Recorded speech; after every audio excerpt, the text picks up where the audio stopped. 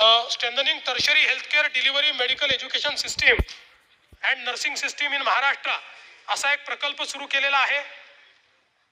राज्यात वैद्यकीय महाविद्यालय, अध्यापन रुग्णालय आणि परिचर्या महाविद्यालयांची उभारणी करून आरोग्य व्यवस्थेचे बळकटीकरण करणे आणि टर्शरी केअर मध्ये आरोग्य सुविधा व गुणवत्ता उभारणे हा याचं उद्दिष्ट आहे। जवळपास याच्याकरता केंद्र शासन आणि जपानचं जायका यांच्या दरम्यान 3708 कोटी रुपये आपल्याला जायकाच्या माध्यमातून मिळणार आहे। याच्यामध्ये हे पैसे जे आहेत त्याचा व्याजदर हा 2.70% आहे आणि जवळपास पुढच्या 9 वर्षांमध्ये हे सगळे पैसे आपल्याला वापरायचे आहेत।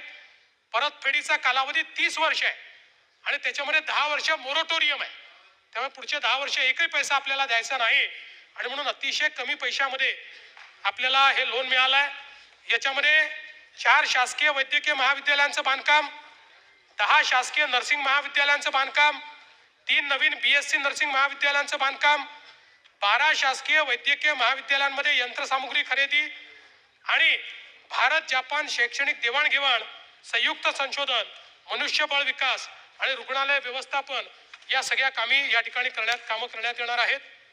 ज्यामध्ये शासकीय वैद्यकीय महाविद्यालय वर्धा, पालघर, रत्नागिरी आणि अहिल्यानगर याला निधी देण्यात येणार आहे। जे नर्सिंग कॉलेजेस आहेत त्याच्यामध्ये GT Mumbai, saint George Mumbai, Dhule, Solapur, Ambajogai, Akola, Indira Gandhi शासकीय वैद्यकीय महाविद्यालय नागपूर आणि नवीन BSc नर्सिंग महाविद्यालय बारामती, सांगली आणि कोल्हापूर आणि शासकीय महाविद्यालय यंत्रसामुग्री जालना, भंडारा, गडचिरोली, हिंगोली, नाशिक, मुंबई, रत्नागिरी, परभणी, सातारा, वर्धा, पालघर आणि अहिल्यानगर या ठिकाणी या प्रकल्पाच्या अंतर्गत देण्यात येणार आहे।